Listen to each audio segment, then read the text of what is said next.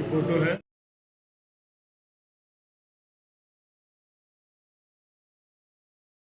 याद रखिए। अब इसके तरकीब क्या है कि क्रिटिकल माइंड को ब्रेक कैसे किया जाता है, पर्सनैलिटी को समझकर। पर्सनैलिटी को समझने के लिए आप क्रिटिकल माइंड देखिए, आपको ये लाइनें ऊपर नीचे दिखाई दे रही हैं, देखिए दिख रही है, यस, लेकिन ये लाइनें ऊपर नीचे नहीं है क्योंकि क्रिटिकल माइंड इमीडिएटली आपको एनालाइज करके दे रहा है, हालांकि 1 बज रहा है। आप देखिए इसके 5 पैर दिखाई दे रहे हैं।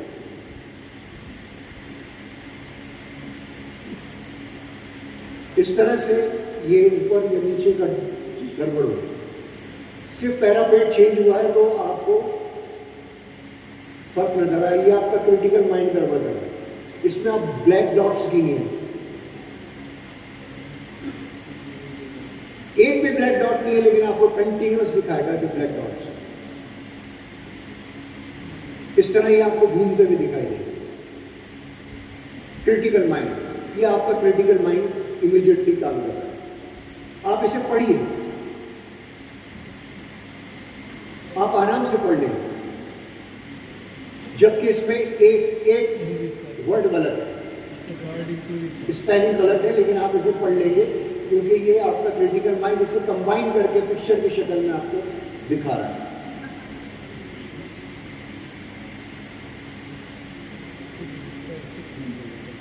कॉन्शियस माइंड जो होता है वो हमारा कुछ काम करता है, अटेंशन के लिए जरूरी है, विल पावर के लिए जरूरी है, अवेयरनेस के लिए। एक डॉक्टर के लिए, क्लिनिशियन के लिए, मसीहा के लिए, एक तबीब के लिए फोकस होना बहुत जरूरी है। और इस फोकस होने के लिए जरूरी है कि वो बात गौर से सुने। एक बहुत जबरदस्त लिसनर होना चाहिए। पेशेंट खड़ा होगा और उसने कहा डॉक्टर साहब मैं जब भी खड़ा होता हूँ मेरी लेफ्ट आंख के में ऑरेंज से सितारे टूटते हैं, ये दिवाली हो गई है। और वो किसी और दिमाग उसका कहीं और चल रहा है। उसने कहा वो बैठे उठ जाओ कि बस ऑरेंज से बिल्कुल एक ऐसा लगता है आंखों के सामने का है। अब वो क्या मिस कर रहा है? अर्ली साइंस ऑफ ब्रेन की एक छोटी सी बात है, उसको उस वक्त पकड़ लेता और वो सीधा उसको लेकर MRI पर चला जाता तो बच सकता है। लेकिन उसने क्या किया, उसका फोकस जरा सा बिगड़ा और एक बहुत ही क्रिटिकल साइन निकल गई। अब वो कुछ भी किधर आए बाएं शायद करता है। इस तरह विल पावर ये भी कॉन्शियस माइंड से आता है, एंड अवेयरनेस अबाउट प्रेजेंट। तो जब हम पास्ट और फ्यूचर के बारे में सोचते रहते हैं कंटिन्यूअसली, ये हमारी प्रैक्टिस हो गई।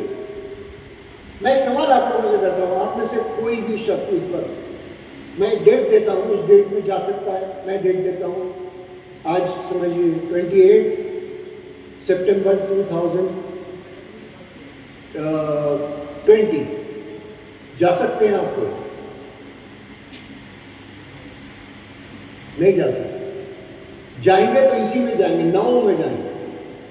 पास खत्म हो चुका है, पास्ट एग्जिस्ट ही नहीं करता। इस तरह मैं कहूँ कि 28 सितंबर 2028 नहीं जा सकते क्योंकि फ्यूचर एग्जिस्ट नहीं करता। लेकिन हमारा दिमाग कंटिन्यूअस पास्ट और फ्यूचर में उलझा रहता है। या तो हम पास्ट से डिप्रेस रहते हैं, उसको चेंज करने का सोच रहे होते हैं, उस वक्त हमको ये करना चाहिए था, उस वक्त ये करना चाहिए था, और या फ्यूचर के बारे में हमको एंग्जाइटीज रहती है कि आगे जाके ऐसा होगा, उसके बाद ये होगा, उसके बाद ये होगा, उसके बाद ये। प्रेजेंट में नहीं होती। ये प्रेजेंट में होने की जरूरत है कॉन्शियस माइंड की, और कॉन्शियस माइंड ही में फोकस बनता है, उसी में आपको चीजें समझ में आती है।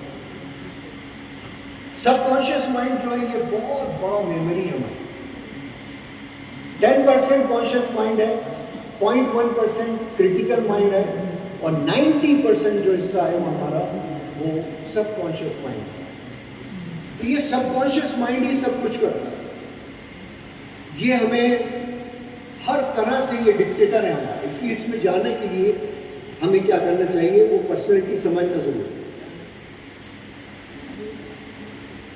ये पर्सनैलिटी की 4+1 टाइप्स होती हैं, जो जब तक हमें समझ में नहीं आएगी, हमें लोगों से अप्रोच करने, उनके सबकॉन्शियस माइंड में उतरने में मुश्किल होगी। इसमें फिजिकल ट्रेट और मेंटल ट्रेट को देखते हुए चलते हैं। एक्टोमॉर्फ, जिनको सफरावी मिजाज कहते हैं, ये आप जानते हैं लीन बॉडी होती है, इंटेलेक्चुअल होते हैं, इंट्रोवर्ट होते हैं, और शार्प एनालिटिकल माइंड होता है इनका। ये उनका स्ट्रक्चर आपने पढ़ा रखा है, वो बताने की जरूरत नहीं क्या होता है फिजिकल स्ट्रक्चर, लेकिन मैं उसको आपको बताता चलता हूँ कि इनका क्या होता है। मेसोमॉर्फ जो होते हैं ये आप जानते हैं मस्कुलर मेसोमॉर्फ होते हैं। ये एनर्जेटिक, कॉन्फिडेंट, नेचुरल लीडर होते हैं और मसल्स इनके डेवलप होते हैं। Recover quickly from physical exertion and often gravitate towards sports, hardship and high energy programs. Endomorph मोटे वाले जितने होते हैं एंडोमॉर्फ होते हैं। Soft and round body type होता है यूजुअली।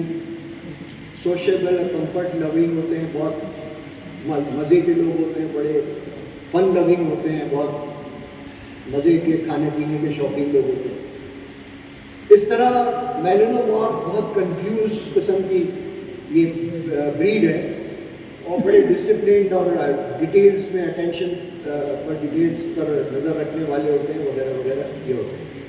और उसके बाद एम्बिवलेंट मॉर्फ होता है, ये जो मुतदिल मिजाज होते हैं, जो जिनमें बहुत सारी एक इन्हें दो या दो से ज़ायद चीज़ ये जो क्वालिटीज़ हैं वो डोमिनेट करती है।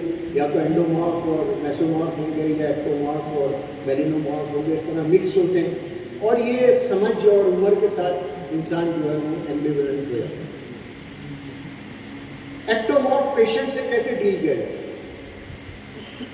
ये शार्प और डोमिनेटिंग होते हैं। तो ये क्या होगा, ये कभी भी आपके जब भी आपके क्लिनिक में आएगा तो ये बाहर शोर करेगा, ये बाहर जोरों से बोलेगा, आप तक आवाज पहुंच जाए, क्या भीड़ लगा रखी है, क्या बैठे हैं लोग वगैरह वगैरह चीख रहा है, ताकि आप तक अंदर आवाज जाए, डॉक्टर इंप्रेस हो जाए, भाई कोई बड़ी चीज आ रही है।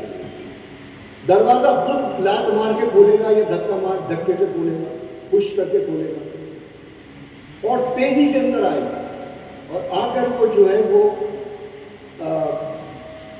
डोमिनेट करने की कोशिश करता है डॉक्टर को। आपने ऐसे पेशेंट्स देखे होंगे जो इस तरह की हरकतें करते हैं, खुद ही वो अपनी सीट सिलेक्ट करेगा।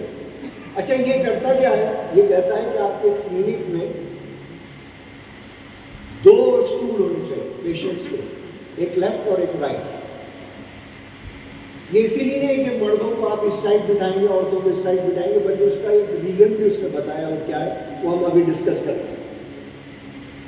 इसमें आपको क्या करना है, इनको बहुत गौर से सुनना है,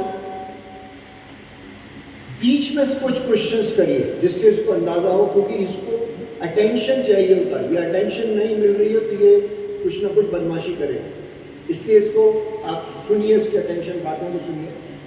जैसे आपने वो बात कर रहे थे, आपने कहा अच्छा, ओहो, भले ही आप उस वक्त बकवास कर रहा है वो, तो आपका ध्यान नहीं, लेकिन आपको कुछ ना कुछ इस तरह के अल्फाज इस्तेमाल करना चाहिए। अच्छा, वो जो बोल रहे हैं वो लिखिए आप, भले ही वो कोई इस तरह की बातें हो। उसने कहा कि 7 दिन पहले से हुआ था, तो 7 दिन आप याद रख सकते हैं, लेकिन आपने 7 डेज करके कुछ लिखा। पेपर पर आपके जॉटिंग डाउन चलता रहे और अप्रिशिएट करिए उनके पास्ट एक्शन को। इनको क्रिटिसिज्म मेरे को पसंद नहीं होता, तो पास्ट एक्सपीरियंस को आपने अप्रिशिएट किया, अच्छा आपने ये सही किया, बहुत अच्छा किया। उन्होंने कहा मैंने एक साथ साहब शर्त लगी थी, मैंने 1 किलो मिर्च चबा ली। उन्होंने कहा अच्छा किया, बहुत सही, वाह क्या बात। ये चीज़ इनके साथ आपको कहना चाहिए। अब क्या करना चाहिए आपको, नंबर 1 जो है इसके डीलिंग के सिलसिले में बताते हैं कि जब ये आते हैं तो आप कभी भी एक्टोमॉर्फ जब एंटर कर रहा है और आपने देख लिया एक्टोमॉर्फ पे, ये आपका देखा दिखाया है, सेकेंड विजिट में आ रहा है, कभी इसको फॉलो मत करिए। दरवाजे से एंटर कर रहा है और इसको मत देखिए, बल्कि इसको एक बार देखकर ग्रीट कीजिए और अपने काम से लग जाइए, क्योंकि ये आकर अपनी मर्जी से कुछ करेगा और वो मर्जी से करने का आपको मौका देना चाहिए।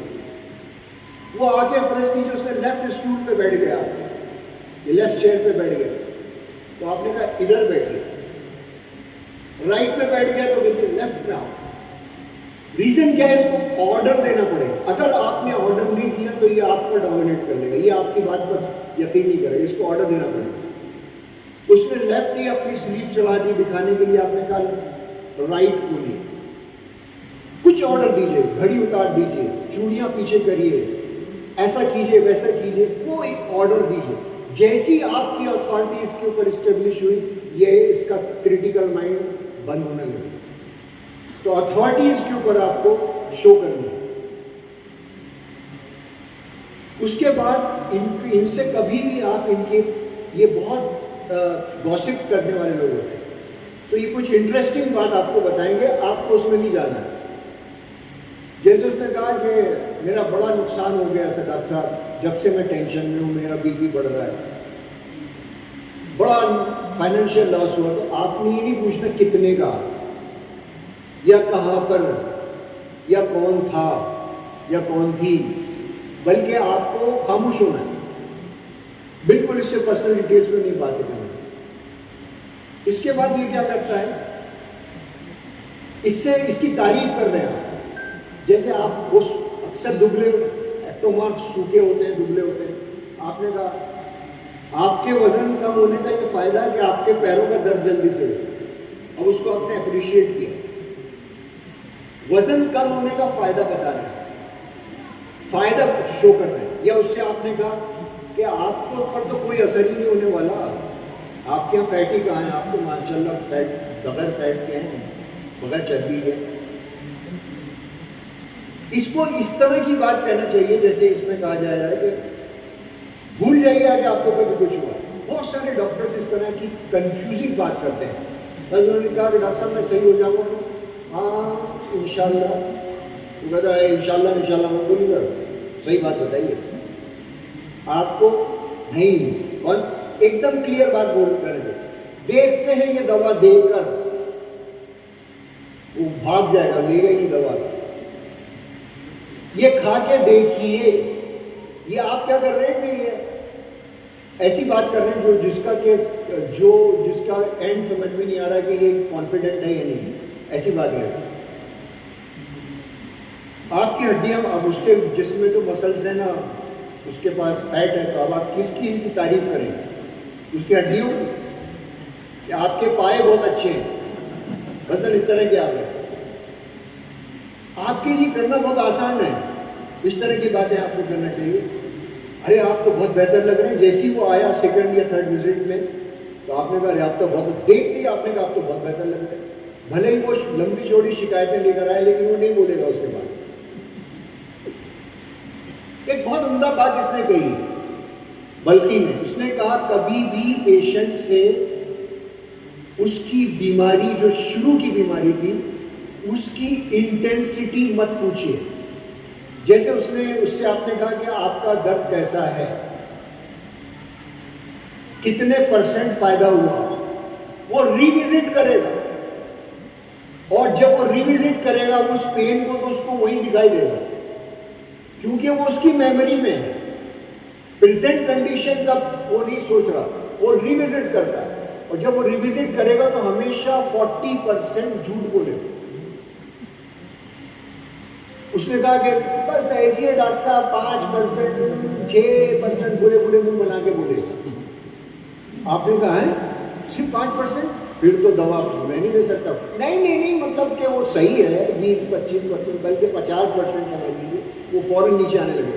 कभी मत पूछिए कि क्या हुआ। जैसे कि अगर आपने किसी से डील की, फर्ज कीजिए आपने क्लिनिक में अपनी क्लिनिक खरीदी किसी से, या कोई पर्चा बनाया, और डील फाइनल हो गई कि साहब ये 20 लाख रुपए में हम आपके क्लिनिक ले रहे हैं। आपने अजरा हमदर्दी उससे पूछ लिया कि आप सेटिस्फाई है ना इस डील से, तो कहकर रुक जाइए डॉक्टर साहब, भाई से पूछ के बताओ, गए आपके हाथ से। क्योंकि वो जैसे भी विजिट करेगा, क्रिटिकल माइंड ऑन होगा, क्रिटिकल माइंड ऑन होते ही वो अपनी बात पर दोबारा गौर करेगा। कभी उससे मत पूछिए कि अब आप सेटिस्फाइड हैं, आपको हमने वो दवा दी तो उसका कितना इफेक्ट हुआ। आपकी दवा का इफेक्ट हुआ ही हुआ है, आप तो कॉन्फिडेंट है। कभी मत पूछिए, बहुत काम की चीज है ये, याद रखिएगा। इनसे ये चीख कर बोलने के आदी होते हैं, बड़े जोर से बोलने के आदी होते हैं, लेकिन इनके सामने आपको बहुत मुलायम टोन में बात करना। मुलायम टोन में बात करने का मतलब है कि आप अथॉरिटी भी दे रहे हैं। जैसे आपने कहा जरा अपनी स्लीव खोलिए, आपने कहा आस्तीन बोलो, नो, अपनी आस्तीन खोलिए, इधर बैठिए, उधर नहीं इधर बैठिए, आपकी टोन जो है ना उसको मुलायम रखिए, इन लोगों से बात करिए। इनको खौफ ज़्यादा करना बहुत ज़रूरी होता है। अगर आपने इनको खौफ ज़्यादा नहीं किया तो ये सर चढ़ जाए। और इसका जो एग्जाम्पल है, मैंने हम लोगों ने एक रिसर्च की है, न्यूरो हमारे यहाँ साइंटिस्ट हैं उनके क्लिनिक में, और एक ही बीमारी के ये 4 कैटेगरी के पेशेंट, एक ही बीमारी के, उनकी रिकॉर्डिंग की, बाकायदा रिकॉर्डिंग की। अब उन रिकॉर्डिंग को आपको मैं उसका ट्रांसक्रिप्ट सुनाता हूँ। ये एक्टोमॉर्फ कर रहा है, लेफ्ट हैंड से चीज़ें छूट कर गिर जाती है, ग्रिप वीक हो गई है, मैं राइट हैंडर हूँ, दानी आँख में बहुत जोर की टीस उठती है, आँख टेस्ट करवाई, वो सही निकली, वो मुझे चक्कर भी आ रहे हैं, खासतौर पर जब मैं खड़ा होता हूँ, बैठकर उठता हूँ तो ऐसा होता है। क्या वजह होगी? ब्लड प्रेशर तो नहीं है, कहीं पढ़ा था मैंने, कमजोरी भी है, इससे भी हो सकती है, सर में बहुत दर्द रहता है, सर घूम रहता है, बीपी तो नहीं है, जी बीपी नहीं है क्या? राइट हैंड सही है, लेफ्ट शोल्डर पर एक बार गिरा भी था मैं बचपन में, वैसे फिट हूँ, अभी कुछ दिन पहले मैराथन में भी पार्टिसिपेट कर चुका हूँ। अब इसने देखिए कितना कंफ्यूज किया। तो क्या बता रहा है कि ये हमेशा बिगिनिंग में एक्टोमॉर्फ, बिल्कुल शुरू में जो बात करता है एक्टोमॉर्फ, वही उसकी एग्जैक्ट कंप्लेंट होती है, उसके बाद वो आपको कंफ्यूज करता है। तो उसकी कंप्लेंट जो उसने की है, उस बिल्कुल जो रेड फ्लैग कंप्लेंट है वो ये है, रेड में जो दिख रही है, लेफ्ट हैंड से चीजें छूट के गिर जाती है, ग्रिप वीक हो गई, ये थी एग्जैक्ट कंप्लेंट। उसके बाद उसने कंफ्यूज किया आपको कि मैं राइट हैंडर हूं। अब डॉक्टर सोचता है कि भाई राइट हैंडर है तो राइट हैंडर, राइट सीधा हाथ मजबूत होता है, लेफ्ट हैंड इसका लेफ्ट हैंडर है नहीं है, ये राइट हैंडर है इसलिए लेफ्ट हैंड वीक होगा। दानी आंख में बहुत जोर की टीस उठती है, अगेन उसने रेड फ्लैग आपको दिखाया। फिर उसको कंफ्यूज किया कि मैंने आंख टेस्ट करवाई थी, वो सही नहीं की, क्योंकि आपका जहन जाता है फौरन आंख की तरफ, हो सकता है इसकी आई साइट वीक हो गई। वो मुझे चक्कर भी आ रहे हैं, खासतौर पर जब मैं खड़ा होता हूँ, बैठकर उठता हूँ तो ऐसा होता है, क्या वजह होगी? अब उसने फिर कंफ्यूज किया कि ब्लड प्रेशर तो नहीं है। तो आप फौरन, आपका जहन जिगजैग कर रहा है, आपको हमेशा कंफ्यूज करता है, और सर में दर्द रहता है, सर गुम सा रहता है।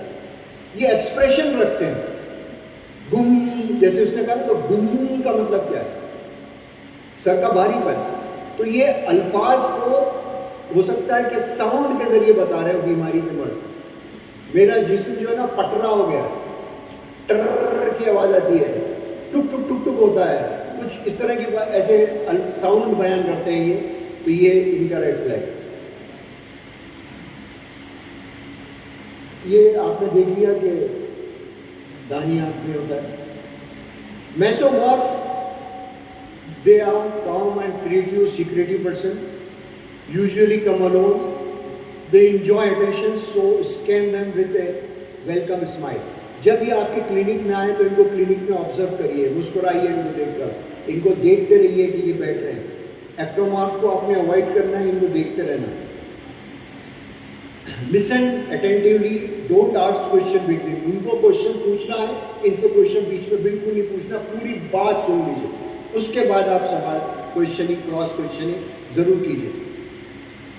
और अपने इंस्ट्रक्शन फॉलो करने के रिक्वेस्ट करना है, प्लीज प्लीज बोलना है हर एक दिन जब वो काम करते हैं।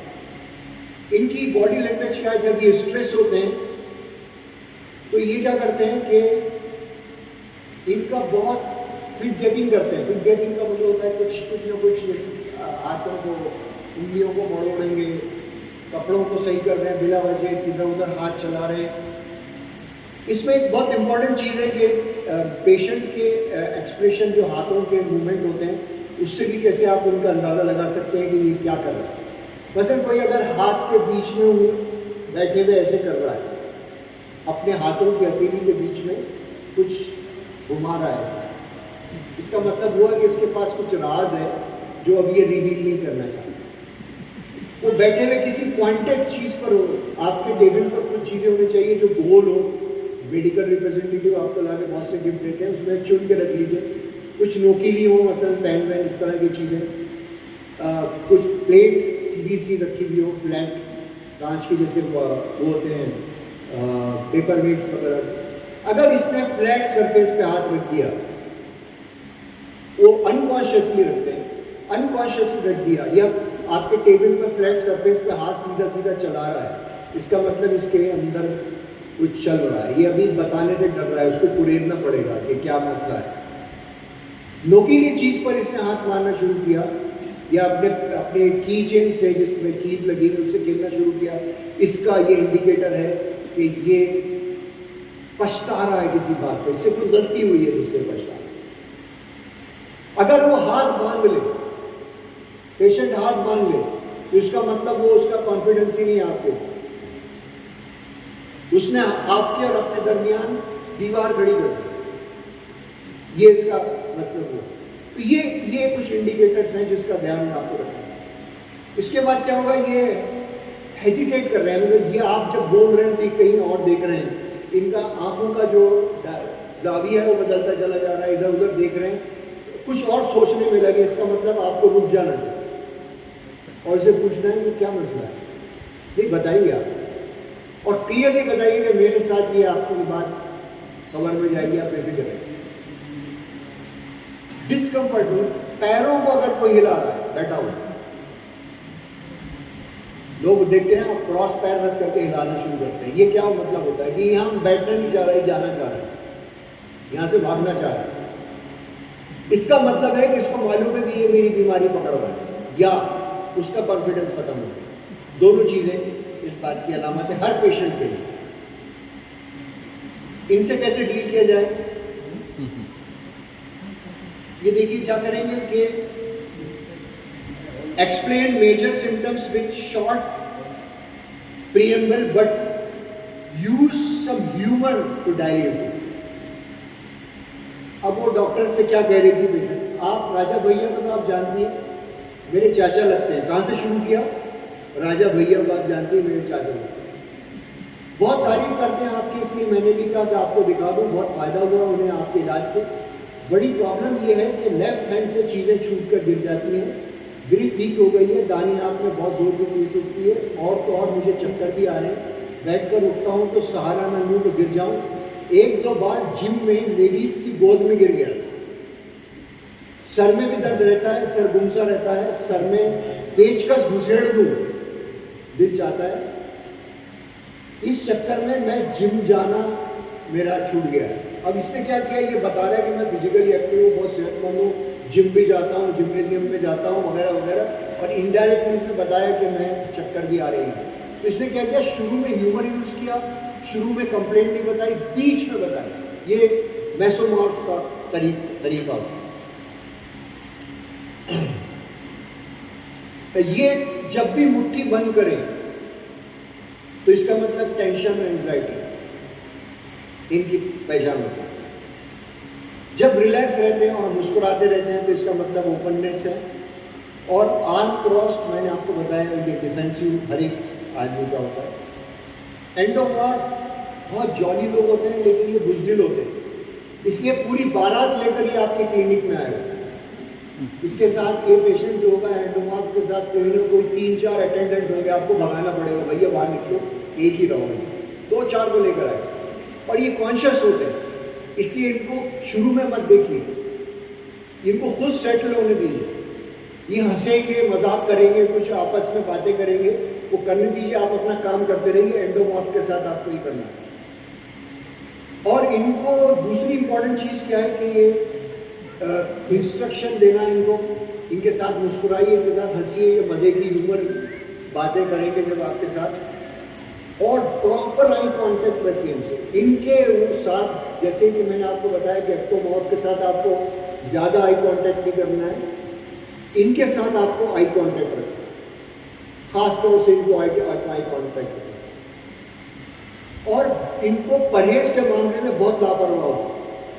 तो अगर आपने कहा, उन्होंने कहा डॉक्टर साहब चावल खा सकता हूँ, तो आपने कहा हाँ कभी कभी खाइए, रोज खाएगा रोज। आलू खा लूँ कभी कभी, आपने कहा हाँ कभी कभी, मगर कम खाइए, नहीं बिल्कुल नहीं। और उसके बाद पता चला कि रोज समोसे सूत रहा है। तो ये लोग जो है ना, ये कभी भी आपको इनको परहेज के मामले में करेंगे, खतरनाक है। अगर आपने ये खाया तो मर जाएंगे, आपकी बीमारी 4th स्टेज में पहुंच जाएगी। आप कुछ भी उनको इस तरह जब तक नहीं डराएंगे, ये मौत से बहुत डरते हैं, इनको उस तरफ ले जाइए। डायरेक्ट मत कहिए कि आप खत्म हो जाएंगे और मर जाएंगे, बल्कि उस तरफ लेके जाइए तो ये तब मानेंगे आपकी बात और इंस्ट्रक्शंस को फॉलो करेंगे। लापरवाह होते हैं। मेडिसिन कभी भी एंडोमॉर्फ कह रहा है कि मैंने बहुत सही से इलाज किया है, बिल्कुल दवा खाइए ना, वो उन्होंने बहुत सही से इलाज किया है, उन्होंने बिल्कुल दवा खाई है, उन्होंने कुछ बच्चे मारे, कुछ लापरवाही की, कभी छोड़ा है, कभी पकड़ा है। ये काम जरूर करते हैं, इसलिए इन पर इस सिलसिले में इनका फर्ज कीजिए। उसने कहा कि नहीं डॉक्टर साहब, मैंने तो एक वक्त की दवा नहीं छोड़ी। तो आपका क्या रिएक्शन होना चाहिए एंडोमॉर्फ? कोई बताइए, आप क्या करते हैं? आप अगर कोई आदमी कहे और आपकी दवा आपने हिसाब से नुस्खा लिखा, उसका फ़ायदा वैसा दिखाई नहीं दे रहा, वो पेशेंट कह रहा है कि डॉक्टर साहब मैंने बिल्कुल 1 मिनट 1 दिन की दवा नहीं, हाँ बिल्कुल नहीं, आप क्या करें? क्या रिएक्शन होता है? क्या करना चाहिए? कोई बताए। दवा नहीं बदलेंगे, दवा आपकी परफेक्ट है, आपको मालूम है, और वो बोल रहा है उसने सिर्फ 1 दिन दवा खाई है, उसने दवा बीच में छोड़ दी, उसने कुछ किया, आपको अंदाजा है। लेकिन अब आप उसको ये नहीं कह सकते कि तुम गलत बोल रहे हो या झूठ बोल रहे हो। सिंपल आप उसकी तरफ घूर के देखते, जैसे आप लिख रहे हैं फर्ज की, उसने कहा मैंने बिल्कुल दवा खाई, आप नहीं देखा। अब आपने जैसे देखा ना तो 1 2 3 बार छोड़ दी थी, 2 बार 3 दिन, वो कुछ ना कुछ करे। ऐसे सिंपल देखना है, आप कुछ नहीं उसे मत बोलिए कभी भी पेशेंट के साथ। झूठ बोल रहे हैं आप, ऐसा हो नहीं सकता। ये मैंने सैकड़ों पेशेंट लिए, ये भी मेरे पास रहता है, कुछ नहीं, आप कुछ नहीं करना, सिर्फ उसके तो देखना है, तो वो फौरन अपनी औकात में आ जाता है। ये एक सिंपल सजेशन है जिससे पूरा नहीं। इनके सामने रिपीटेशन नहीं होना चाहिए, तो इनकी बात को बहुत केयरफुली सुनिए और क्लियर बताइए इनको बाउंड्रीज की, ये नहीं करना, ये करना, क्लियरली बार बार बताइए। और सिंगल सेंटेंस में मत बोलिए, तफसील से बताना पड़ेगा, वरना फिर ये दोबारा फोन करेगा या कल करेगा या आएगा आपको। इनको बताना पड़ेगा आपको कि ये नहीं खाना है, बिल्कुल नहीं खाना है, नहीं खाना है, बिल्कुल नहीं खाना है। इस दवा को 2 बार इस्तेमाल करना। कितनी बार? 2 बार। ये तरीका होगा। सुबह नाश्ते के बाद ये, शाम में ये, दोपहर में ये। अगर आपने कहा शाम, तो उनके लिए शाम बहुत लंबी होती है, आपको टाइम बताना पड़ेगा कि 5 बजे 5 PM। अर्ली मॉर्निंग का मतलब उनकी मॉर्निंग पता नहीं क्या होती है, तो आप उनको कहेंगे 7 AM। आप अपने पर्चे पे भी लिख दीजिए। इनको टाइम बताइए, ना कि वक्त बताइए, इन्हें आप पीरियड बताइए। अब ये देखिए इन्होंने किस तरह की बातें की। ये क्या करते हैं, इनका प्रियम्बल क्या होता है, बहुत लंबा प्रियम्बल होगा, बहुत ड्रिफ्ट करेंगे और बहुत डरते डरते हल्की किसी इशारा देंगे कि अक्सर प्रॉब्लम क्या है। बहुत इंतज़ार करना पड़ता है आपके यहाँ। डॉक्टर साहब, ये मेरी बहन है रज्जो, रजिया, पहचाना आपने इसे? इलाज किया था आपने इसका, क्या शिकायत है आपको? आपने पूछा, अरे शिकायत एक हो तो बताओ, जी का जंजाल हो रहा है या सर का दर्द। अभी आपके कंपाउंडर ने नाम पुकारा, खड़ी हुई तो ऐसा चक्कर आया, अगर ये ना पकड़ती तो गिरी जाती, हड्डी पसली एक हो जाती, सामान हाथ से गिर जाता है, पता नहीं क्या क्या हो जाता है। कुछ बुरा तो नहीं होगा ना? सर ऐसा लगता है जैसे बम फट गया हो। कमबख्त तुम्हारे प्रिंसिपल ने इतना सताया है, तब से ऐसा ही हुआ है। ये कोई टीचर थी जो इस तरह बता रही थी अपने प्रिंसिपल को। 2 हफ्ते से तो मैं बस मरी जा रही हूँ इस तकलीफ से, चक्कर, सर दर्द, हाथ की कमजोरी और क्या क्या बताऊँ, आप खुद ही देख लीजिए ना। पहले बताइए, कोई घबराने की बात तो नहीं। और फिर बोलेगी छोटे बच्चे मेरे। अब ये देखिए, आपको ये सिलसिला पूरा समझ में आ रहा है कि इसका रेड फ्लैग कहाँ है।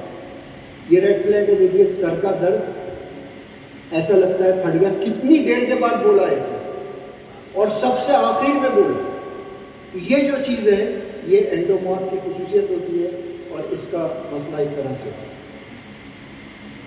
जब ये आगे की तरफ झुक के बात सुन रहे हैं आपकी बात, तो ये एंगेज है, समझ में आ रही है, कनेक्ट हो गए। आपसे आंख मिला रहे हैं और मिला के बात कर रहे हैं, तो ये आपका ट्रस्ट कर रहे हैं और कंफर्टेबल हो गए, सेटिस्फाइड हो गए, तो रिलैक्स दिखाई देंगे बैठे हुए और मुस्कुरा रहे हैं आपसे बात करते हुए, जिसका मतलब होता है कंप्लेंट्स करते वक्त मुस्कुरा रहे, हंस रहे, तो नहीं। जब आपसे दूसरा डिस्कशन चल रहा है उसमें हम हंस रहे हैं, तो ये अप्रोचेबल होता है। सबसे डिफिकल्ट लोग मेलोनॉर्फ होते हैं। इनके सामने शॉर्ट आंसर बोलिए बहुत,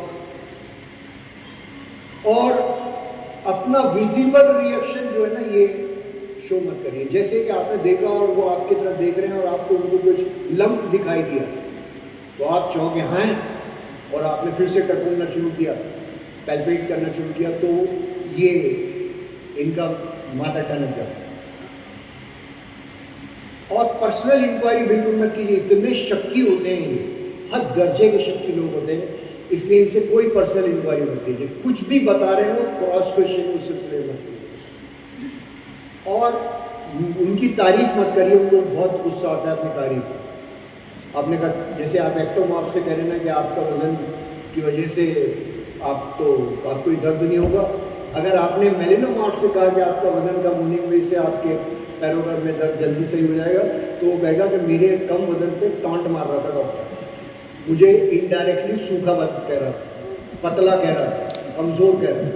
इसलिए इन लोगों के साथ आपको बहुत एहतियात रखनी है इन चीज़ों की। दूसरा क्या होता है, ये बहुत पढ़कर आते हैं, ये भी और एम्बिवलेंट, ये पूरा गूगल सर्च करके आए और बड़ी शान से आप सर्च करें, डॉक्टर साहब ये बीमारी है क्या, ये आप जो बता रहे हैं लीवर में मेरे प्रॉब्लम है, कौन से पार्ट में। अब आप सेगमेंट पढ़े हुए 20 साल हो चुके, अब आपने कोई पढ़ा नहीं, अभी आपने कहा वो 8 सेगमेंट में होता है, दूसरा तो उसको तो पता ही नहीं कि 8 सेगमेंट में क्या होता है, तो कहा कुछ और बता है। कभी कैसा कहना होता है, कभी एक्सप्लेन मत करिए। और ये जनरल प्रैक्टिस में भी है कि आप कभी भी पेशेंट के सामने एक्सप्लेन मत करिए, वो चीज़ एक्सप्लेन कर सकते हैं जो आप डेली एक्सप्लेन करते हैं, वरना कोई ऐसी चीज़ जो कि अचानक आपको बतानी है और एक्सप्लेनेशन के साथ बैठे, आपने कोई टर्म गलत बोली, क्योंकि आज के ज़माने में सबके पास गूगल और चैट जीपीटी है, वो सारे पढ़ रहे हैं पहले, उसके बाद आपके पास आते हैं। तो आप वहाँ पढ़ाने के लिए नहीं बैठे हैं, आप तो वहाँ सिर्फ उनका इलाज करने बैठे हैं, इसलिए इस चीज़ का खास ख्याल है। एक और चीज़ जो बल्कि कहता है कि कभी भी पेशेंट के सामने पर्चा मत काटिए। अगर आपको कन्फ्यूजन है कि आपने पर्चा लिखते वक्त कि आप गलत दवा लिख रहे हैं, सही कर रहे हैं, तो उठकर चले जाइए आपके पर्दे के पीछे, पार्टीशन के पीछे जो आपका एग्जामिनेशन रूम है, वहाँ जाके सर खोल लीजिए अपना दीवार पे मार के कि जो नहीं पड़ा था, या वहाँ सर्च करके गूगल से इससे उससे दवा लिख के लें। उसके सामने ना सर्च करें आप मोबाइल पे, ना उसके सामने लिख कर पर्चा काटें। अगर आपने पर्चा काट दिया या फाड़ दिया या वो पर्चा लेकर चला, फिर आपने वापस बुला लिया और फिर कुछ किया, तो फिर कुछ सोचता है वो कि पता नहीं इस बार भी सही दवा लिखी या नहीं लिखी। इसलिए कभी डॉक्टर पेशेंट के सामने बुक खोल कर नहीं देखना चाहिए, पेशेंट के सामने कोई रेफरेंस देखना नहीं चाहिए। रेफरेंस उस शब्द पे देखें जो पेशेंट को ना दिखाई दे रही हो। मसलन आपके पास आपका लैपटॉप या डेस्कटॉप होना चाहिए, लैपटॉप पर भी वो शक करता है। डेस्कटॉप पर आप रखिए चीज़ें और चुपचाप अपने तौर पर देख रहे हैं, और ये ख्याल रखिए कि आपके पीछे शीशा ना हो, वरना वो शीशे में देख रहा है कि डॉक्टर क्या देख रहा है। तो आपके पीछे कोई ग्लास ना हो, खिड़की ना हो, तब तो आप ये काम कर सकते हैं, वरना वो देख रहा होता है कि अच्छा पढ़ के दवा लिख रहा है। इसलिए इस बात का खास ख्याल रखना चाहिए। मैंने आपको बताया बहुत इंट्रोवर्ट होते हैं, स्ट्रंग होते हैं इस तरह के पेशेंट्स, और ये बहुत सारे भीड़ के साथ आते हैं। अब ये खुद नहीं बोलते, ये अटेंडेंट से कहते हैं कि तुम बताओ। जैसे अब ये औरत जो आई थी, उसने कहा कि वो डॉक्टर ने पूछा कि क्या हुआ आपको, तो उन्होंने कहा तू बताना अपनी साथ वाली से करे, मेरा इलाज करा, अल्लाह आपको बहुत देगा, तू बोल बताना डॉक्टर साहब को कि मुझे क्या हुआ है। वो खुद नहीं बोले। तो इस तरह की ये अक्सर पेशेंट अपने अटेंडेंट से बुलवाते हैं, उनसे आपसे कहते हैं कि वो कहें और आपको उस तरह से परेशान करें। इसमें बल्कि में बहुत बहुत अच्छी चीज़ बयान की कि ये पर्सनैलिटीज़ की जो टाइप्स हैं, इनके साथ एक और टाइप है जिसको हमको ख्याल रखना चाहिए। वो उससे पहले मैं आपको बताता हूँ कि पेशेंट के हर मिजाज के पेशेंट का एक स्वीट स्पॉट होता है।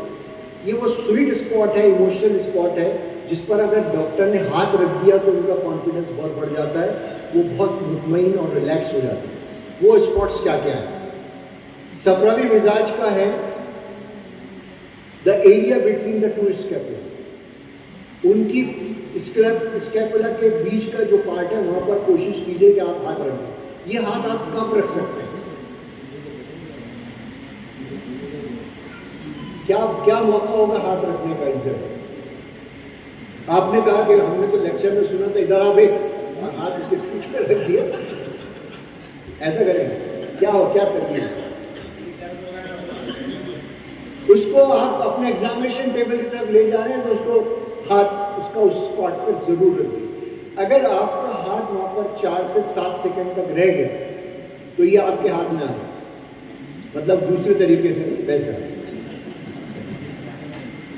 मेसोमॉर्फ का होता है ट्राइसेप। इनका ट्राइसेप वीक पॉइंट होता है, इमोशनल पॉइंट होता है। ये स्पॉट को जरूर थामे डॉक्टर, जिससे इनका आपका वो बलगामी मिजाज के लोगों का जो होता है एंडोमॉर्फ का हथेली के ऊपर का हिस्सा, इस जगह जो हाथ एश्योरेंस होता है हाथ से डॉक्टर का, ये आप इलाज वो रोते हैं बलगामी में जो होते हैं, आदमियों को नहीं, औरतें रोती हैं, बहुत रोते हैं, बहुत जल्दी इमोशनल लोग होते हैं, जल्दी रो देते हैं। तो ये बहुत अच्छा मौका होता है कि आप हाथ में नहीं परेशान ना हो हमें वगैरह। सौदावी मिजाज वालों के शोल्डर टिप जो है ये इनका स्वीट स्पॉट है, जिस पर हाथ रखेंगे आप जरूर, ये कोशिश कीजिएगा रखने की। एक और बात बल्कि ने बताई बहुत इंपॉर्टेंट, कभी अपनी बीमारी पेशेंट के सामने मत रखें। मतलब पेशेंट आया, उसने कहा डॉक्टर साहब मुझे 15 साल से डायबिटीज़ है। आपने कहा मुझे तो 20 साल से है, तो वो सोचेगा कि 20 साल से खुद अपना इलाज नहीं करा रहा है, मेरा क्या करा। इसलिए उसके सामने कोई जिक्र नहीं। आप आर्थराइटिस के पेशेंट, खुदा न खास्ता डॉक्टर है वो लगवाता हुआ आ रहा है, लेकिन ये ना बताएं कि आर्थराइटिस हुआ, ये बता सकता है कि मेरी चप्पल टूटी हुई, लेकिन कभी उसके सामने बीमारी का जिक्र नहीं, पेशेंट के सामने कोई भी, ये बहुत खराब आदत है। मॉडलिटीज ये बहुत इंपॉर्टेंट है, हम सबके अंदर होती है 5 मॉडलिटीज। एक मॉडलिटी डोमिनेट करती है और उसके हिसाब से हमें पेशेंट से डील करना चाहिए। वो क्या है? Visual modality. विजुअल लर्नर जो होते हैं ये विजुअल लर्नर जो होते हैं ये सिर्फ मंजर को देखते हैं। तो विजुअल लर्नर्स की खुसूसियत क्या होती है? आपने देखा होगा कि बैक बेंचर्स क्यों दुनिया में कामयाब होते हैं? जो बैक पीछे बैठते हैं वो दुनिया में कामयाब क्यों होते हैं? क्योंकि वो सारे बैक बैठते इसलिए पीछे हैं कि वो विजुअल लर्नर्स होते हैं, स्पैन में देखना चाहते हैं। यहाँ भी जो लोग आके सबसे पहले पीछे बैठ गए वो विजुअल लर्नर्स, वो विजुअली देख रहे हैं, उनको छोटी चीज़ नहीं पसंद आती। इसीलिए वो जब बात करते हैं आपसे, जब बात करेंगे विजुअल लर्नर्स, एक तो कुछ आगे बैठते हैं, देखिए अभी देखिए आप सब पीछे बैठे हुए आगे की तरफ झुके हुए। रीज़न इसका है कि चेयर के आगे बैठकर स्पैन में फोकस कर रहे हो। उसके बाद क्या करते हैं ये कि ये इनके पास आइडिया बहुत ज़बरदस्त हो, एग्जीक्यूशन नहीं जानते लेकिन आइडिया बहुत ज़बरदस्त आइडियाज होते हैं। इसीलिए दुनिया में इन्होंने बहुत तरक्की की, बड़ी विजन होता है इनके पास, लेकिन ये एग्जीक्यूशन नहीं जानते। इनके साथ लोग चाहिए होते हैं एग्जीक्यूशन। इनके सामने जब भी आप बात करेंगे तो आपको विजुअली कुछ करना है। जैसे आपको हाथ के इशारे से बोलना, आपने कहा 2 बार गाना है तो वो याद रखेगा। आपने कहा 2 बार गाना, 3 बार नहीं गाना, 1 गाना, उनको कुछ समझ नहीं है, आपको इशारे देना है। आपने देखा एडवर्टाइजमेंट में 2 बूंद जिंदगी की, ये मेरी साड़ी, हाथ के इशारा क्यों चलता है? वो इसलिए विजुअल लर्नर्स को एड्रेस करते हैं। ये विजुअल लर्नर्स है, इनकी जो आंख का मूवमेंट होता है वो लेफ्ट और राइट साइड में, और दुनिया के में जो मशहूर विजुअल लर्नर्स हैं वो आप देखें, ये सर्टिफाइड विजुअल लर्नर्स, ये विजुअल कैटेगरी के लोग हैं, नजरी। आप देखिए कि सबकी आंखें ऊपर वो दिखाई देंगी, सब ऊपर देखें, तो ये टिपिकल साइन है कि ये ऊपर देख सोचते रहते हैं, इनका चूंकि विजन है इसलिए ये ऊपर हो। ये बहुत तेज ऊंची आवाज में बोलते हैं और आवाज से बहुत डिस्ट्रैक्ट होते हैं, नहीं विजुअल से डिस्ट्रैक्ट। इसके बाद आता है ऑडिटरी लर्नर, ये आवाज वाले लोग हैं, ये फ्रंट डेस्क में बैठने वाले लोग हैं, ये पैरों को अंदर रख के बैठने वाले लोग हैं कुर्सी पर, और इनकी जो खुसूसियत होती है कि ये आवाज ही पर चल रहे होते हैं। अगर आपने जोर से बोल दिया तो इनको गुस्सा आ जाएगा, इनको अल्फाज पे गुस्सा नहीं आएगा, इनको लहजे पे गुस्सा आएगा, आपकी टोन पर गुस्सा आएगा, या टोन पसंद आएगी या नहीं आएगी। तो वेरिएशन इन टोन्स, इसलिए डॉक्टर्स को कभी भी पेशेंट के साथ वेरिएशन में बात करना चाहिए, टोन में, मोनोटोन में नहीं बात करना चाहिए। जैसे आप किसी को समझा रहे हैं कि देखिए आपकी बीमारी 5 साल पुरानी है, 5 साल तक आपने इधर उधर इलाज कराया, अब आप मेरे पास हैं। मेरा तरीका ये है इलाज का कि मैं आप पहले ये देता हूँ, उसके बाद ये देता हूँ, उसके बाद ये। देखिए आप 5 साल से आप इलाज कराने बाहर से आए हैं, आपका मैं मेरा तरीका ये मैं 5 देता हूँ, आप फ्लैट टोन में नहीं बोलते, हम ऐसा करेंगे, अच्छा ये अरे आप ऊंची नीचे आवाज को जब टोन में ऊपर नीचे करेंगे तो विजुअल लर्नर जो होता है, ये ऑडिटरी लर्नर होता है, इसको बहुत अच्छा लगता है। इसको हार्श टोन जोर से बात करने की, चीख कर बोलने से इसको बहुत तकलीफ होती है, घबरा जाता है।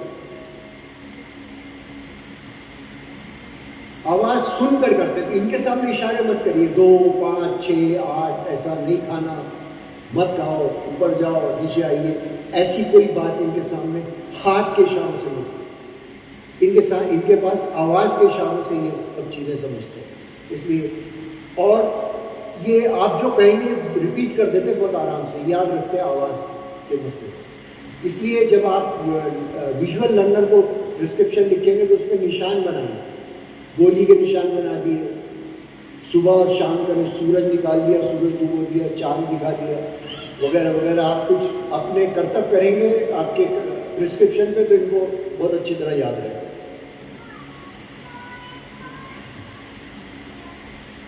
ये बीच में देखते हैं और एग्जीक्यूशन लाजवाब होता है, इलाज के मामले में परफेक्ट होता है। ये दरमियान में देखने वाले लोग हैं, डिसिप्लिन लोग हैं, और ये प्रैक्टिकल लोग हैं, इनके पास आइडिया नहीं होता लेकिन प्रैक्टिकल होता है। और ये मशहूर विजुअल लर्नर्स हैं जो आप जानते हैं, आइंस्टाइन है, शाहरुख खान है, सबकी आंखें आप देखिए बीच में नजर आती हैं। काइनेस्थेटिक लर्नर जो है ये मोहब्बत, इमोशन वाले लोग, ये भीड़ लेके आने वाले लोग, इनको पब्लिक में पसंद है बैठना, सेल्फी खींचना इनको पसंद है। ये कुर्सी पे बैठे हुए तो पूरे पसरे हुए हुए, फैले हुए, उसमें हर चीज को फील कर रहे हैं। ऑडिटरी वाले जो होते हैं वो बहुत कपड़ों वपड़ों के मामले में, विजुअल लर्नर कपड़ों के मामले में बहुत सॉफिस्टिकेटेड दिखाई देंगे आपको, बहुत अच्छे कपड़े पहने होंगे। ऑडिटरी सिंपल कपड़ों में होंगे लेकिन नीट कपड़ों में होंगे।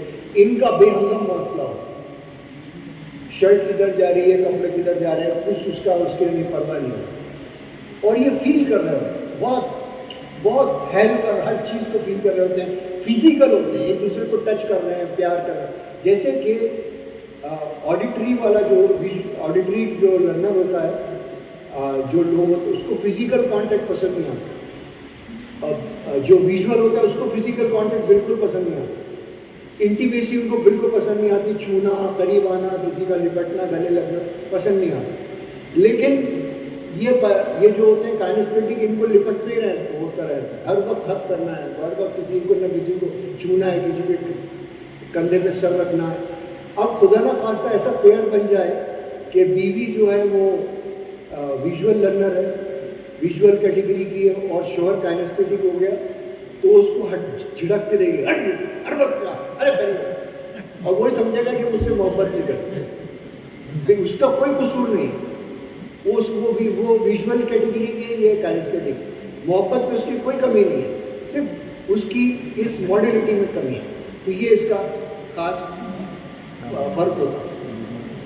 ये आपसे भी बहुत केयर, बहुत क्लोज होकर बात करें, आपका भी हाथ पकड़ेंगे, आप समझेंगे कि बेतकल्लुफ़ कौन है, कुछ डाका डालने वाले हैं, कुछ मेरे से कोई मेरे ऊपर वीडियो बनाने वाले हैं, कुछ स्टिंग ऑपरेशन चल रहा है, ऐसा नहीं है, बल्कि ये इस तरह हो।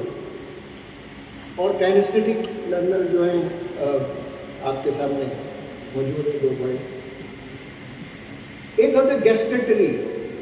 अच्छा देखिए, जब भी विजुअल वाला बात कर रहा होगा उसके अल्फाज होंगे देखो, देखा था। ऑडिटरी वाला जब बोल रहा होगा तो कहेगा सुनो, सुना था। लफ्ज हियरिंग आ रहा है उसके अंदर कहीं ना कहीं। काइनेस्थेटिक जो होगा वो फीलिंग की बात कर रहा है। तो काइनेस्थेटिक से जब आप बात करें तो फीलिंग की बात करें।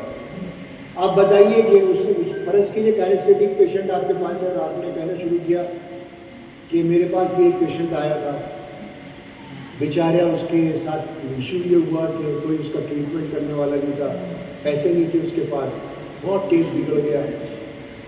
और फिर वो मेरे पास, जब आपने एक कहानी बनाई इमोशंस की, तो इनको बड़ा मजा आया, ये एकदम आपके ग्रिप में आ गया, तो उनका क्रिटिकल माइंड एकदम बंद हो जाएगा जैसे आप कोई इमोशन की बात करें। तो इमोशंस इनको बहुत सूट करते, इमोशंस की बात करिए। भले ही आप ये कह रहे हैं कि बाद में हमने इलाज कर दिया, लेकिन शुरू में कहानी आपने बनाई, कह रहे हो तो ऐसा हुआ था, बड़े तकलीफ होता, बिल्कुल बुरी हालत हो गई थी, बीमारी उसकी ये हो गई, इतनी बढ़ गई, फोड़े हो गए, कीड़े निकल आए, सब कुछ किया, फिर आया और सही हो गया। लेकिन एक इमोशंस साथ। गैस्ट्रेटरी खाने पीने का चक्कर, इनको सिर्फ इस बात में मज़ा नहीं आया, वहाँ गए वहाँ मज़ा नहीं आया। आप देखिए बहुत सारे प्रोडक्ट के नामों में तड़का आपको दिखाई देगा, मसाला दिखाई देगा, उसका कोई ताल्लुक नहीं है उस चीप प्रोडक्ट से। मिर्ची, अब ये लफ्ज़ FM रेडियो में मिर्ची क्यों रखा हो, ये गैस्ट्रेटरी वालों को एड्रेस करें। इनको ये खाने पीने का बहुत लुत्फ आता है और इसी का फोकस इनका पूरा इसी पर है, इसलिए इनकी सारी बीमारियां इसी की होती हैं। इसलिए इनको ये जो होते हैं गैस्ट्रेटरी, इनका सिस्टम ये होता है। अक्सर मज़ा नहीं आया, वहाँ गए थे, वहाँ इलाज कराया, इलाज में मज़ा नहीं आया। मज़ा टेस्ट, उससे इलाज से मज़े का मतलब, बात में मज़ा नहीं आया, घूमने में मज़ा नहीं आया, मज़ा का लफ्ज़ आता है इनके पास ज़्यादा। एम्बिवेलेंट होते हैं ये, बड़े बैलेंस लोग होते हैं सबके बीच में, ये सिर्फ डाटा से इंप्रेस होते हैं। जैसे आपने कहा कि मैंने बहुत मरीजों को सही कर दिया, ऐसे से इंप्रेस नहीं, आपने आपको कहना चाहिए 33.5 मरीज मैंने सही किए। तो एक डेट आपको देना, जब तक आप डाटा नहीं देंगे। 2-2.5 साल हो गए मेरे पास ऐसा हो रहा है, एग्जैक्ट 2.5, बहुत दिन हो गए नहीं, कई साल हो गए नहीं, इतने लोग हैं नहीं, कुछ ना कुछ डेटा इनके सामने। जब तक आप इनके सामने डेटा नहीं रखेंगे ये इंप्रेस नहीं होगा। आपने कहा कि आप ये दवा खा लीजिए, आपने कहा 15 दिन ये दवा आप खाएं, 16वें दिन मेरे पास आइए। आपने कहा 15 दिन दवा खाइए, उसके बाद मेरे पास आइए, नहीं, आपने कहा 15 दिन आप ये दवा खाएं, 16वें दिन मेरे पास, 6 घंटे के बाद आप दवा खाएं। आपको कुछ ना कुछ ऐसे एग्जैक्ट नंबर इनको बताना चाहिए, ये बैलेंस हो। ये बहुत क्वेरीज करते हैं, बहुत सवाल, इनके अंदर सारी चीज़ें, सारी मॉडलिटीज़ एक बैलेंस फॉर्म में होती है। ये उम्र के साथ, तजुर्बे के साथ, एक्सपीरियंस के साथ भी आती है, इसलिए बहुत सारे लोग बाद में एम्बिवेलेंट हो जाते हैं। एक और चीज़ है जिसको समझना जरूरी है, वो साइकोलॉजिकल नीड है। ये 6 साइकोलॉजिकल नीड्स है जो हम सबके अंदर मौजूद है, इनमें एक डोमिनेट करती है। वो डोमिनेशन समझ में आ गया तो आप उस तरह इलाज कर सकते हैं बहुत आसानी से। ये 6 हैं: certainty, uncertainty, growth, love and connection, significance and contribution. Certainty need, box to box life गुजारना चाहता है। मैं यहाँ से जाऊँगा तो मुझे क्या होगा, ये दवा कहाँ मिलेगी? आपने कहा किसी भी मेडिकल स्टोर पर देख लीजिए, नहीं, आप पर्टिकुलर नाम बताइए कि फलानी जगह जाके या दवा लीजिए, आपको खुले ये सर्टेनिटी चाहते हैं, ये मिल जाएगी ना, तो हाँ देख लीजिए, सवाल ही नहीं। इनको चाहिए कि दवा मिलेगी, पर्टिकुलर हो जाएगा, आपका इलाज हो जाएगा, ये दवा देकर देखते हैं नहीं, ये हो जाएगा, कॉन्फिडेंस, क्रिटिकल माइंड तोड़ना है। तो ये रिस्क नहीं लेते, एक ही नौकरी कर रहे हैं, एक ज़माने से एक जगह है, एक ही घर में रह रहे हैं, एक ही बाइक एक कार इस्तेमाल कर रहे हैं, एक तरह से कोई चेंज नहीं चाहते, वही तेल, वही कपड़े, वही साबुन, वही चीज़ वो बरसों से 20 साल से वो इस्तेमाल कर रहे हैं, कुछ नया नहीं करने वाले, एक ही बीवी एक ही शौहर के साथ रह रहे हैं। अनसर्टेनिटी वाले इसके बिल्कुल उलट है, ये नौकरियां छोड़ रहे हैं, ये टेस्ट कर रहे हैं, इसलिए बीमार बहुत तगड़े वाले हो रहे हैं। ये कभी भी कुछ भी एक्सपेरिमेंट कर देते हैं, कॉफ़ी में आइसक्रीम मिला के खा गए, कुछ भी हरकतें करते हैं इस तरह की, और इनका कोई तय नहीं होता, इनको मज़ा ही नहीं आता अगर चीज़ फिक्स हो। एडवेंचर्स करेंगे, पहाड़ों पे चढ़ गए, नदी में डूब गए, कहीं गोता लगा दिया, मरा गए, बहुत सारी ऐसी हरकतें अनसर्टेनिटी वाले करते हैं। डिसीजन नहीं ले पाते ये, बस इस तरह के अंधाधुंध फैसले करते हैं, दूरअंदेशी नहीं। नॉवेल्टी पसंद कर रहे हो, और ये नॉवेल्टी की वजह से इनके साथ इनके बड़े अफेयर्स होते हैं, इनके बड़े दोस्त होते हैं, इसको छोड़ दिया, उससे लड़ दिया, उस पर वो खेत कर दिया, इस तरह की चीज़ें। सिग्निफिकेंट नीड ये बड़ी परेशानी के सबब है, आज के ज़माने में बहुत बढ़ गई है। उसकी वजह है कि मोबाइल में हम सबको सिग्निफिकेंट ज़्यादा बना है। इसलिए बल्कि कहता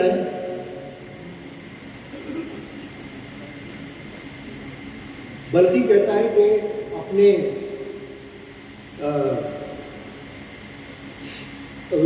जो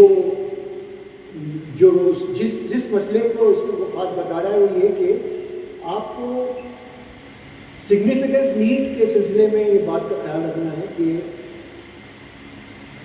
हम लफ्ज़ आता है, मुझे नहीं पूछा, मुझे नहीं बताया, बल्कि कहता है नाम याद रखिए पेशेंट से, वो बड़े खुश होंगे क्योंकि उनको सिग्निफिकेंस मिलता है। अब तो बहुत आसान है, अब तो बहुत अच्छे सॉफ्टवेयर है जिसमें आपका पेशेंट ने जो नाम डाला वो जैसे वो आएगा आपके पास, उसका नंबर पुराना चल रहा है तो आपने अपने डेस्कटॉप पे नंबर देख लिया, और गुड डॉक्टर बहुत अच्छा सॉफ्टवेयर, आपने उससे कहा कि आइए दीपक जी, तो वो कह रहे हैं मैं तो साहब 2 साल बाद आया हूँ, तो भूल गया कि तेरा नंबर हमारे पास चढ़ा हुआ है, पुराने नंबर से पर्चे पे जब नंबर आया तो यहाँ नाम दिख गया, तो नाम से याद रखिए। नहीं नाम याद रहता तो कोई रिश्तेदारी के साथ चाचा, ताया, खालू, भाई, कुछ ना कुछ बोलिए हो, इससे सिग्निफिकेंस होता है। और ये सिग्निफिकेंस का फ़ायदा क्या होता है, ये सिग्निफिकेंस वाले आपके लिए लोग पकड़ पकड़ के लाते हैं। अगर आपने इन्हें सिग्निफिकेंस दे दी तो ये 10 लोगों को पकड़ के लाएगा। जब भी आपके पास कोई पेशेंट ये लेकर आए तो पेशेंट से पहले इनको कुछ ना कुछ आपको इन पेशेंट के सामने सिग्निफिकेंस दिखाना है। अरे बड़े दिन बाद आप आए, अब क्या मरीजों को लेकर ही आप आएंगे, वैसे नहीं आएंगे हमारे पास मिलने के लिए, अच्छे हो गए तो आप हमें भूल गए। अब वो उसके सामने चौड़ा हो रहा होता है, देख मेरे क्या सेटिंग है मेरी, लेकिन आपको ये करना पड़ता है। ये आपके लिए पेशेंट पकड़ के लाते हैं, 1 नहीं 10 लाख में, तो आपका फ़ायदा होता है। तो ये जो चीज़ है ये बता रहा है, तो यहाँ पे सिग्निफिकेंस, मुझे नहीं पूछा, मुझे नहीं सामने बिठाया, मुझे हार नहीं दिया, मेरा नाम नहीं पुकारा, मेरा शुक्रिया नहीं अदा किया, मुझे मेरी प्लेट में पैर नहीं डाला, ये सिग्निफिकेंट वाले लोग, इनको हर वक्त सिग्निफिकेंस की पड़ी रहती है, ये एक नीड है। और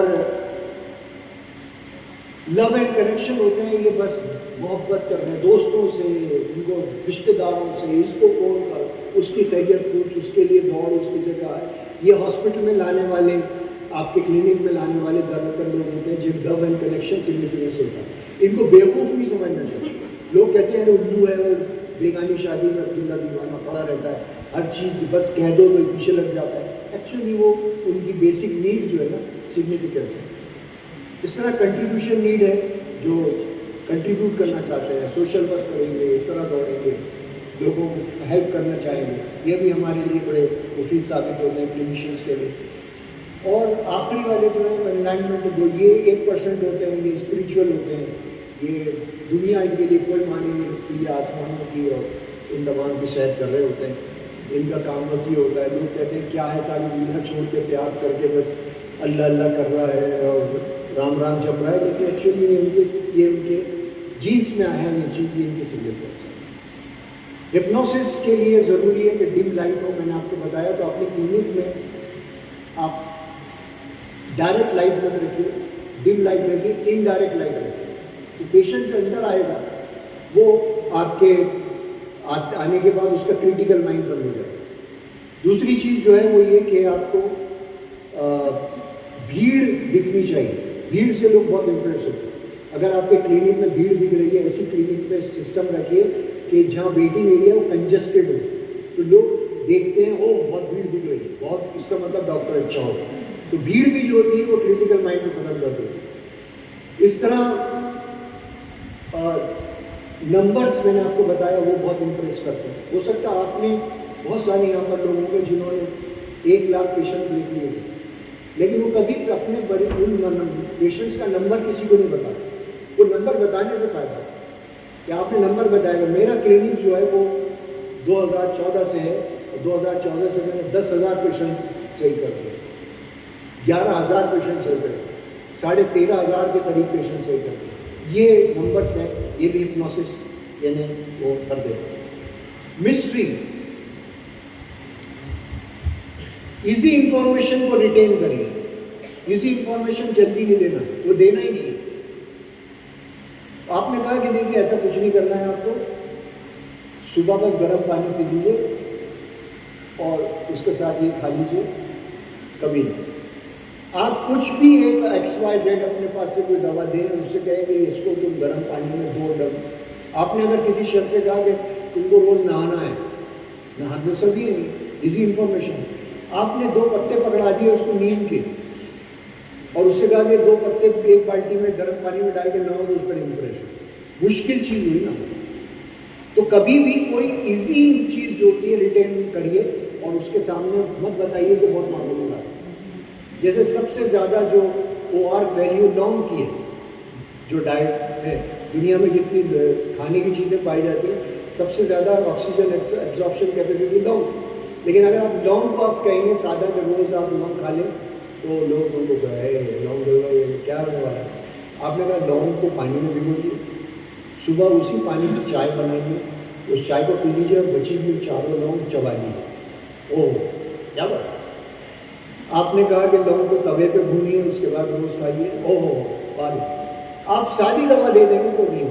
ये मिस्ट्री क्रिएट करनी पड़ती है इधर।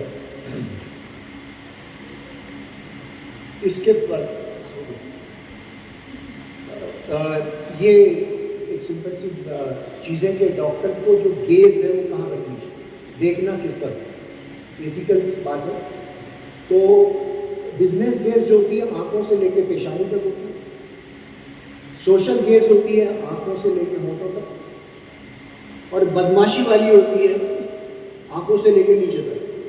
तो डॉक्टर का जो है वो मैक्सिमम फर्स्ट है बिजनेस गेज, और सोशल गेज जो कि आप एंडोमॉर्फ के साथ कर सकते हैं और मेसोमॉर्फ के साथ देख सकते हैं, वो ये उस वाले को अवॉइड करिए जो बहुत खतरनाक होता है डॉक्टर की नजर।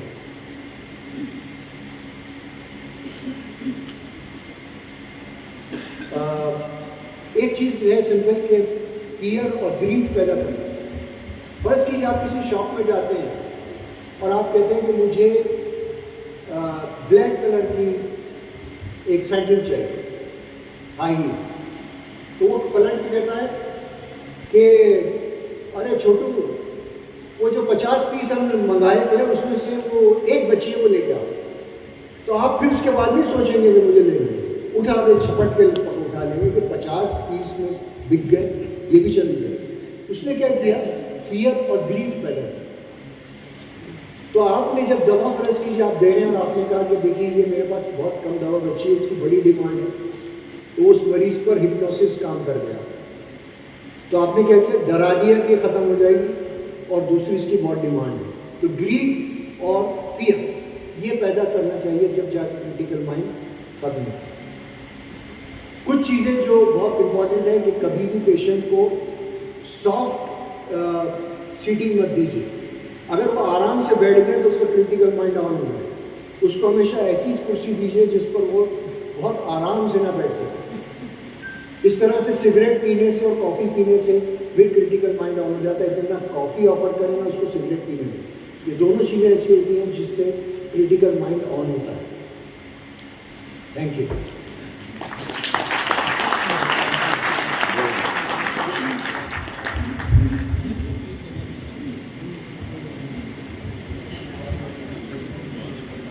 Thank you very much. अभी आपने प्रोफेसर एस शेरानी साहब से डे बाय डे वो tips, those are very useful, practical and applicable at your clinic. आपने बिल्कुल मंतिक और फलसफा उसका पूरा एप्लीकेशन आपके सामने जाहिर कर दिया है, जिसमें खवासे हमजा, जाहिरा और बातना का प्रॉपर यूज आपके सामने रखा है।